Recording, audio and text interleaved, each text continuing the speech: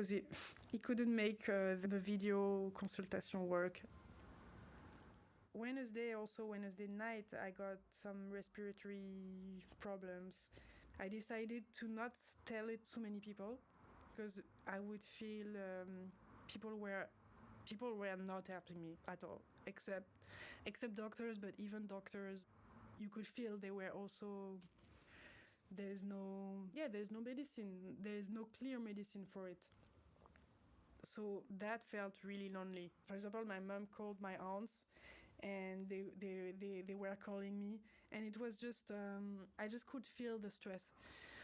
So I really decided to isolate myself even more. Really people were annoying me, really. You got it, like, it's horrible. That's not helping me. So I felt I had really to protect myself from the fears. So it sounds like people were more occupied with themselves and their own fear than they were with what you were going through. I really felt, I really need to distance myself now from people. It was, I was trapped in my sick body, but they were also trapped in their own fears. How did you notice that you are being stigmatized? The stigma, I really felt it when people would tell me to even more quarantine. That's how I felt the stigma. I was like, I'm a walking virus for 14 days, so I shouldn't open my door. It's violent. It's really violent. But then the whole problem was the groceries. A few days after getting the virus, Mariette's phone rang. François Tiger from the administration of the Cité des Arts, who was checking up on everyone. When she told him about her disease, he simply offered her to do the shopping for her. In a way, I was just not a target anymore for capitalism, because I was a sick body. So that's why I feel also it's a suspended time, probably, because I felt out of everything. And the nights were a bit stressful. The nights were not comforting for me, because I could see I was even more alone. It's suddenly like your body is a prison, and it's really compressed. The first time the respiratory problem came, it was in the night. So I called the SAMU, and then the SAMU is like this medical service that if it really goes bad, they come to your place, and they take you to the hospital. If you start having difficulties to breathe, you call them. And so I spent 45 minutes waiting, and I think it was the worst time of the epidemic. And I had a young doctor who reassured me, if you can count until 16 without taking your breath again, then you're fine. And she told me, call back if you can't stand up. And I'm like, okay. So if I'm dying, I should call again. But if I'm not dying, I don't call again. And really, I felt really abandoned. I shouldn't go to the hospital. I can't go to the hospital. I have barely medicine to fight this. I was literally sleeping 10 hours with no dreams. I was super tired. I couldn't stay on a chair. I was it's really heavy. It still is in my body. And I still feel it, so it's really heavy and really long to get out. The thing is that you get used to the virus. I'm not afraid anymore. I'm just annoyed, I know the symptoms now. Now I know the wolf. So I was just not stressed out after. I was like, oof, here it comes again. But I kind of felt it was not going worse than that. The first doctor told me oh, it's going to last 10 days, but it's not. Yeah, I really felt everything was so messy. Even the informations from the doctors were contradictory. So that were 2 weeks of really big isolation. And I really feel it really changed me. It's interesting. I think that's kind of something that binds together a lot of the stories I've collected so far, that people have started to reevaluate the direction of their own lives, the profession, the way they work. Can you maybe describe some of these changes that you noticed in your priorities, in your values, in habits? I'm going to reduce the amount of things I'm going to do. because I'm usually quite, I have a band, I have this, I have that, I do films, I do music, I do a lot of things. And my schedule is really busy all the time. And so, I started reconsidering. To be less of a packing mule. Exactly. Yeah, when everything stops, you see it with a distance. What for? Why am I running and dispersing myself? So it was for me, this idea of like coming back to the core. Okay, you said you realize what is unimportant, but you must have also had a point where you realized that person or this project or this idea or is actually, I should give it more space. The voice was a really big thing, like coming back to the voice, to my voice. And so this is connecting me more to being human and to other humans and to my body. But I have to say, I'm still processing this because I still feel really lost. You know, this packed schedule that you talked about, it's not just something you get naturally. It's something that gets culturally ingrained by living in a society that fetishizes a certain type of work, a culture that only allows depression in the shape of a burnout. It's not something that is a core part of you, but something that you learn. What are your thoughts about this? On one hand, suffering from a virus, but also noticing you're starting to question the way you live. And on the other hand, a government that is actually expecting us to continue as before, as if nothing had happened. I feel a lot of things. Before the quarantine and everything, there has been like almost 2 months of strike. I followed the strike and everything, but I was not part of it. And now I feel I'm going to be in the streets against this government that has not helping us like during this crisis, and also hiding informations. There's anger. There's anger, and I just feel more anger has come from me. I'm waiting, I'm accumulating anger. I thought, wow, this virus is really anti-capitalistic. It seems like discipline is a way for some people to stick to the old, but anyone who's not disciplining himself into following the same pattern as before, their relationship to work is changing. Also, you just said, I'm going to slow down the pace, and but then the day you describe is 8 hours of working, but you were in a flow, so it's a different type of work. How has your relationship to work changed? Oh, it changed. My parents, they always pushed me to work to escape your class. It's really hard to escape from this hyperactive, capitalistic society and rhythm. I came back to old patterns. I'm not proud to admit this, but I have to say that being sick made me feel guilty of not working. It's weird, but I was feeling guilty of being sick. I know, I'm not proud to admit this, but that's why I was catching up, after the 2 weeks. I was like, oh fuck, I was in bed, so I should work, I felt guilty. It's weird, it's ridiculous, but it is definitely a feeling I had. So I worked even more, maybe. Well, but if you could reflect upon how this has changed your creative work. When you're doing a film, you're involved with people when you're shooting. It's the best part. And I want it to be the whole part. I want to stop editing.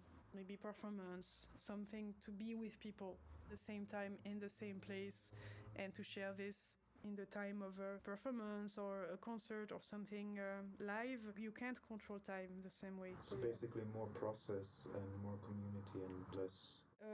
less discipline, less computer, more surprise. Because what you're doing with the computer is that you're erasing surprise. You spend a lot of time doing this, erasing the mistake on the sound, erasing the mistake on the image.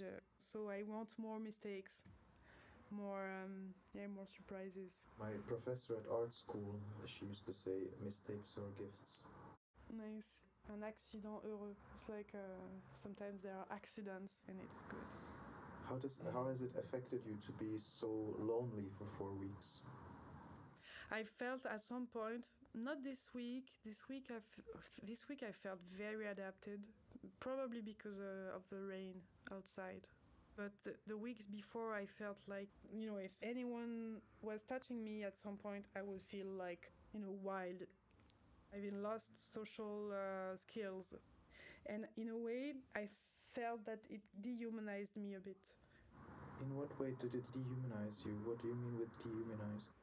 Dehumanize is more being another kind of animal than a human. What kind of animal were you? I don't know. I became another kind of creature. I don't know. But I really feel I adapted to some new state. 6 months later, Mariette and me got on the phone to talk about these recordings. The timing of our conversation was very peculiar because that very day Emmanuel Macron had just held a very new speech announcing a new lockdown the very next day.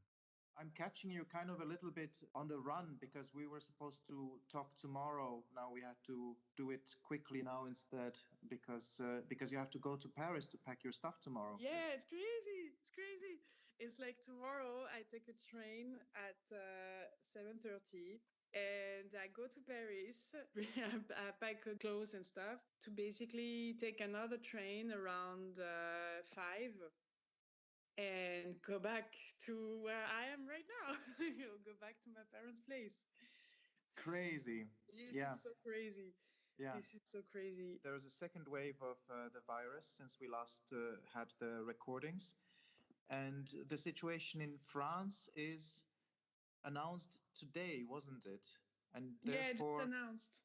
But the thing that is different right now is that I'm not sick anymore.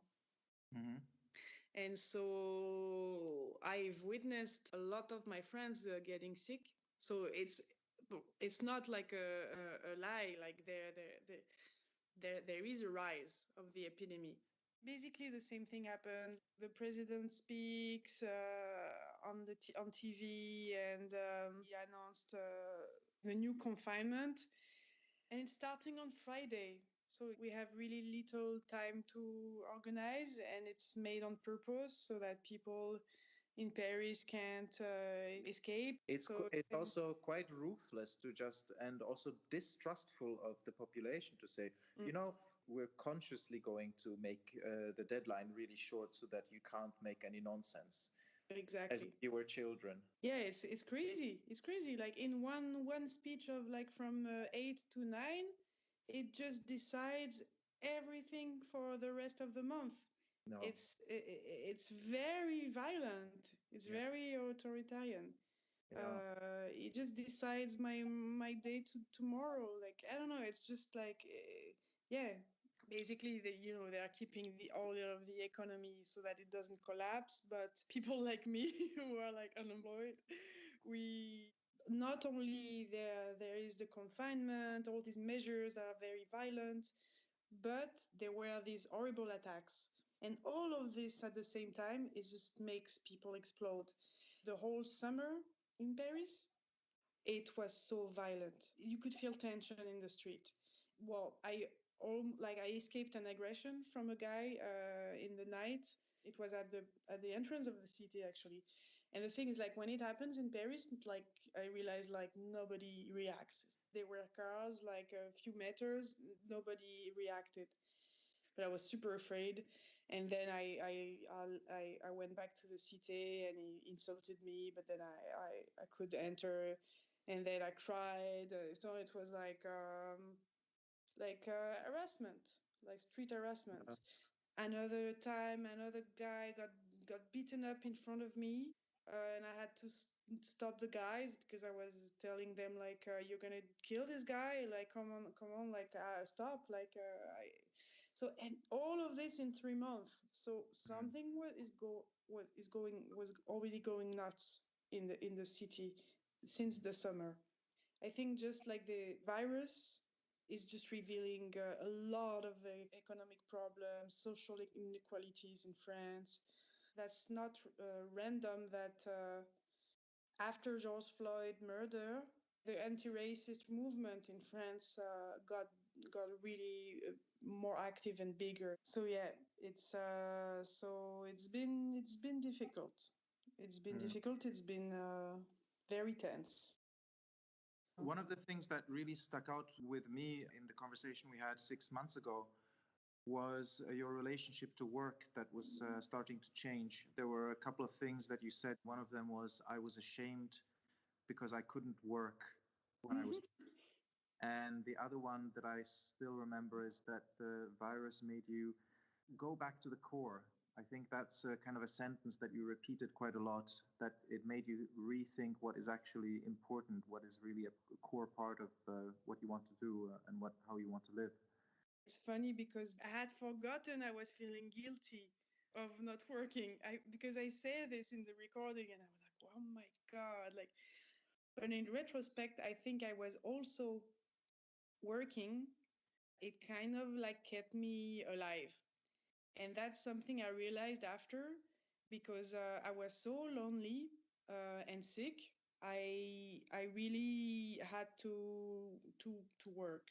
And so that's something that is as true as the fact that I was feeling guilty. When you say make you feel that you're alive, do you mean the feeling of having a worth, or what exactly do you mean?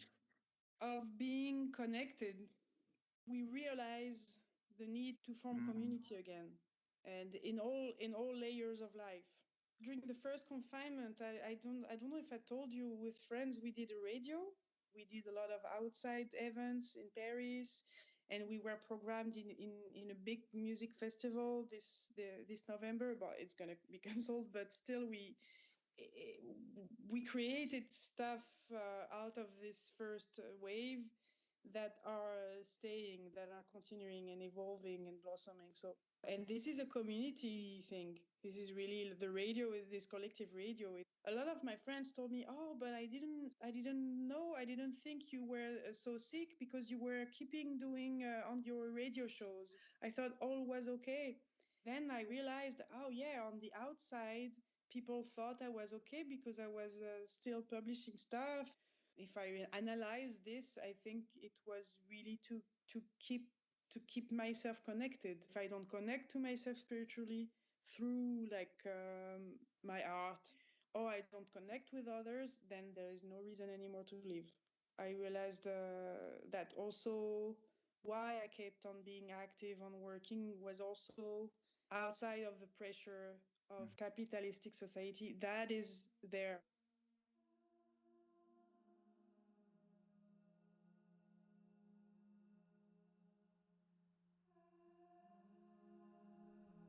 J'ai longtemps espéré revenir en secret.